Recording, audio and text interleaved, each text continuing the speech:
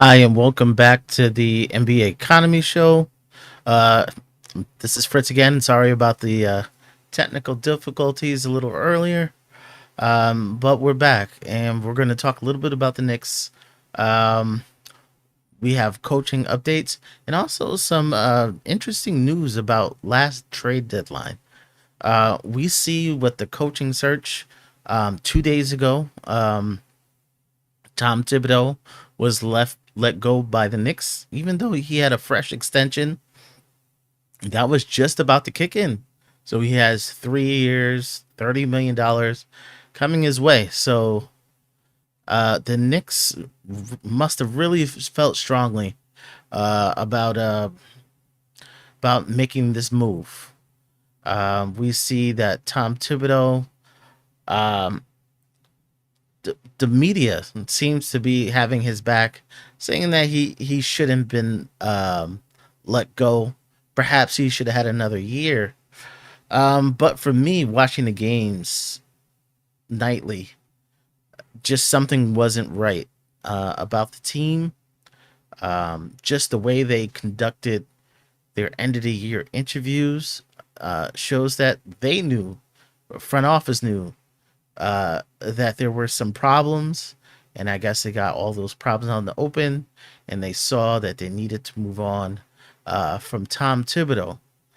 Um, as for the search for the new coach, they said that they were going to look high and low. So college coaches would be considered, NBA head coaches would be considered, NBA assistants, um, and even people without NBA coaching experience. Period. So former players. So it's going to be a high and low search.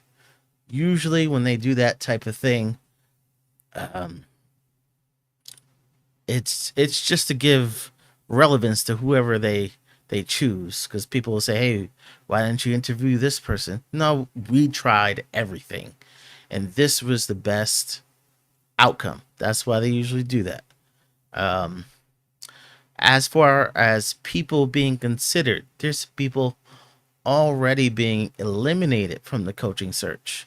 We see Ime Udoka is one of the best coaches in the NBA. Everybody said that he was someone that the Knicks would reach out to. However, he's already ruled out.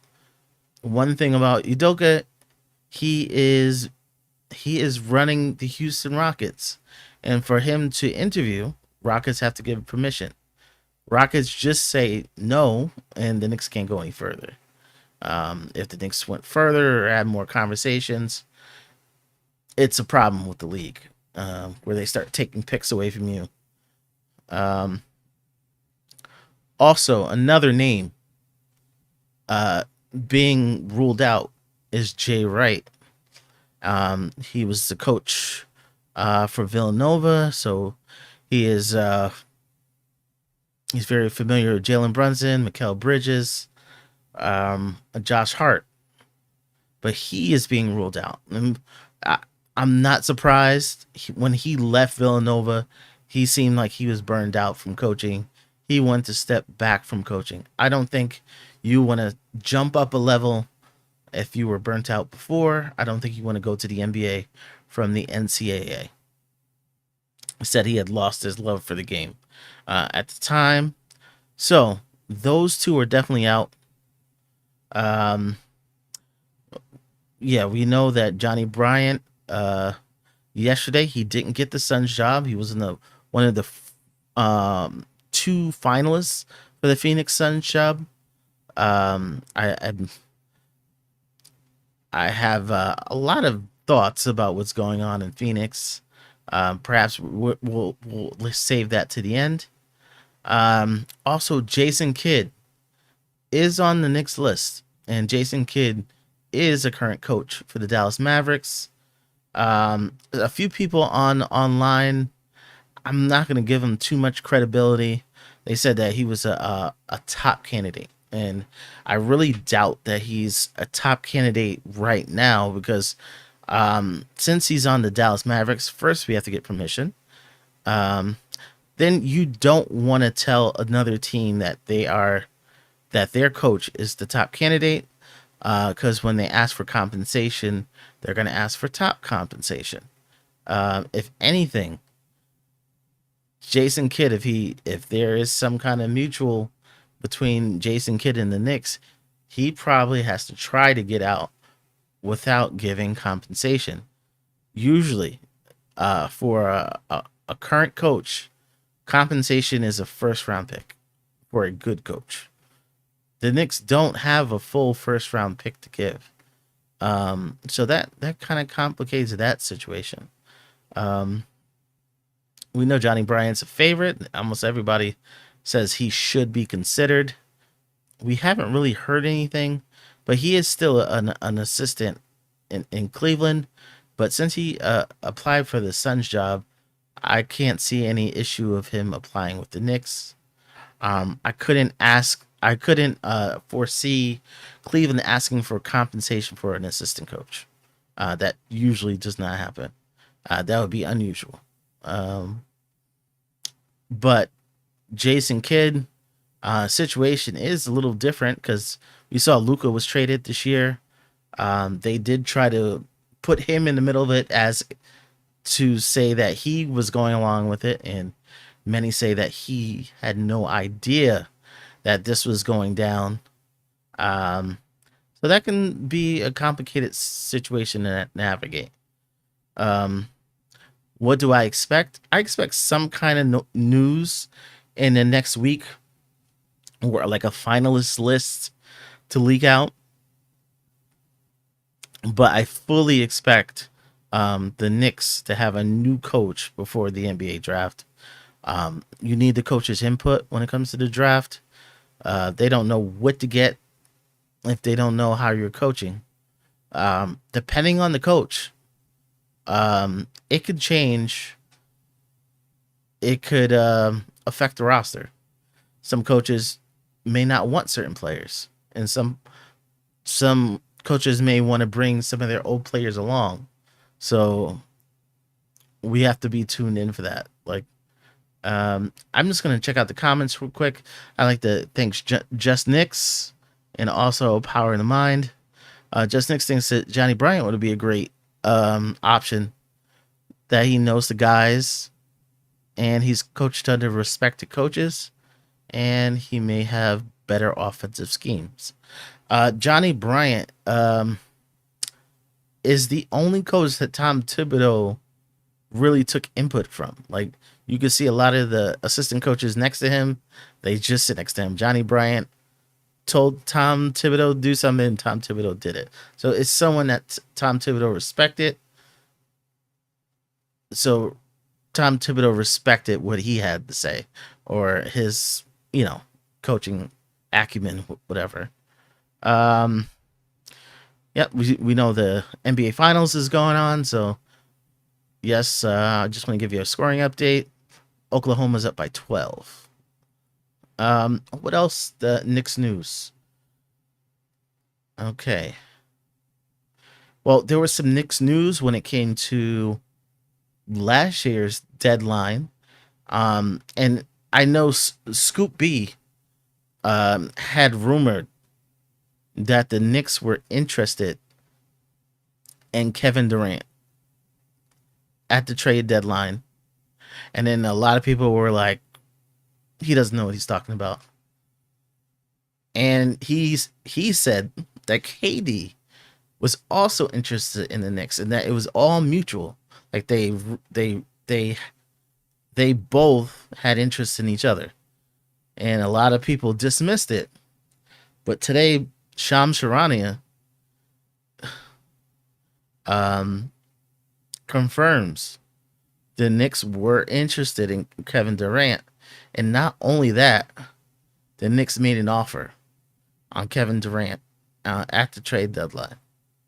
And word is, they said most likely what they offered for Kevin Durant was OG Anunoby and Mitchell Robinson. And we know Mitchell Robinson was he was coming back around that time. Um, but that's big news that the Knicks would trade OG Anunoby, um, their best defensive player. Um, and you have to really think, what were the Knicks thinking at that time? I know at the All Star break, I had to look up what their record was. They were 34-17, so they had a good record. They weren't having a bad record. It looks like the Knicks just had interest in Kevin Durant. So the question is, do they still have interest in Kevin Durant? I, the price tag of Kevin Durant has gone down, so maybe an OG Anunoby and Mitchell Robinson could get it done. But do you want that? Um, Mitchell Robinson really bounced back. He went from questionable to proving that he's still one of the best offensive rebounders in the league. Um, so I do trust the front office, like Brandon Williams says in the chat. At the same time, I've been putting a lot of like mock trades together. I'm no longer not putting players in mock trades because the Knicks shown that they are willing to put these like pieces people thought were um untouchable in trades if it was for the right player. So when it comes to this summer, when they said the Knicks are going to be aggressive, that the Knicks are looking at adding another star, I believe it. I believe that that's the case. Um, some people think that you know Tibbs was the problem. Just run it back, a new scheme, and everything's all well. Um, However, the Knicks are desperate for a championship. Like it is championship or bust. I think if there's a player who can give them a better chance to win the championship, even if the window is smaller, they'll do it. They'll do it. Um, has there been any rumors so far? So far I've just heard like little KD rumors. But nothing credible. Like there's a lot of like these small blogs, and you can't really trust. They heard from someone who's heard from someone. I would really need to hear from Ian Begley or Shams or someone or Chris Haynes, someone who's really reputable that these things are real. So one of the teams that a lot of people, Phoenix has been interesting. So KD wants out. That's an open secret. Everybody knows he will be moved. Um, they put the word out that KD will be moved before the draft or draft night. So that is something that's going to quickly happen. Um, they hired their coach, who was what's his name?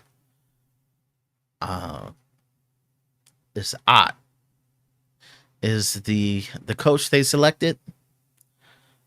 They said in the coaching search, Devin Booker was involved in the coaching search, and that they covet Devin Booker, that he's untouchable. One thing about that, everything they're doing says that everything they're saying is that Booker is untouchable, but everything they're actually doing doesn't say that anybody is untouchable. They are saying that KD wants out. They pretty much win a lottery pick in whatever in return. They really want like a more lottery picks, the better for this year. Um, Also, when it comes to Bradley Beal, they desperately want to get off Bradley Beal. They don't even care what they get in return. Bradley Beal has a no trade clause and pretty much at the deadline, he said he wasn't going to go anywhere. Um, I'm not sure what team he would actually go to, but basically he's holding them hostage. And the word is, when it comes down to it, he may be stretch position, stretch provisioned. That's something we remember from the days of, you know, Allen Houston, where you would take someone's large salary, maybe someone's injured, and to lessen your cap number, you would just stretch it out for like 5 years, and you pay less per year on your cap, but this player doesn't play for you anymore. So basically, they're not going to hold on to Bradley Beal and see what they can get from him. Their threat is that they will cut Bradley Beal. They'll pay him, but do a stretch position provision. So instead of getting rid of him in 3 years, he may be collecting checks for like 6 years. But they'll no longer be a second apron team. So they don't have to worry about, freezing picks, things like that. Um, but we should hear probably by July what's going on with that. I don't think they want to delay that any longer than before free agency. Um, so if that's the case, that Katie is gone, Beal is gone, and all they're looking for is draft picks and junk back.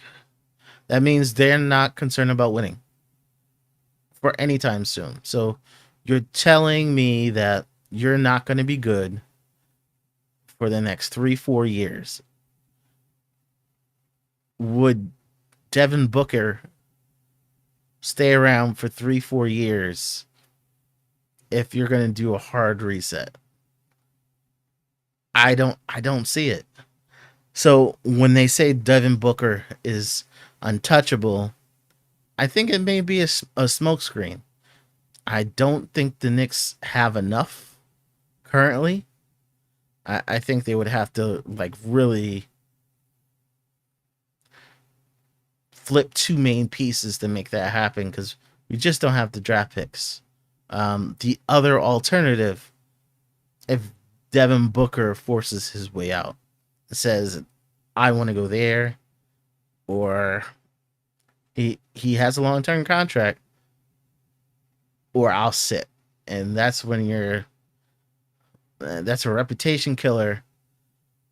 But if you're not worried about winning, and this has been your long-term guy, you should grant him a chance to leave, to go to a place there where he can win, he can compete. Um,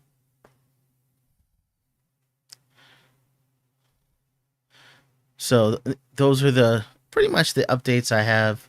Um, as far as news, tomorrow I will have an interview with Nickinator. If you know Twitter, very popular on Twitter, and we're gonna run through questions about the off season. We're gonna ask a few questions, and we're gonna talk about like players he likes for the off season. I haven't really talked about players I like for the off season, but so we may get a little bit into that. That's something there. Also this weekend on the Nick of Time show, we are gonna have like an off season special. I think that may be on Sunday night, so look forward to that.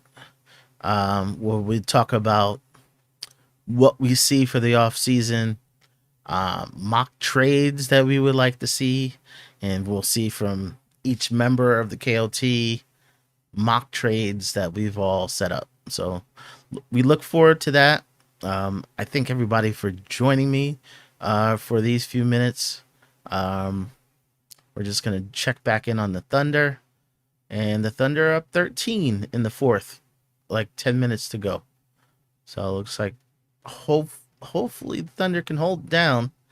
Um, but thanks for joining the NBA Economy Show. If there's any type of content you would like me to cover, just leave a comment in the comments section of the video, and we may cover it. If there's a rumor you want me to go over, or if there's a trade scenario you want me to go over, throw it in the comment section, and then we can talk about it. Um, at the same time, check tomorrow for the interview. It looks like it may be around 7 o'clock. Hopefully, you can join us. Please subscribe, hit the notification bell, and to know when we go live. Uh, Thanks for checking me out, and you have a great night.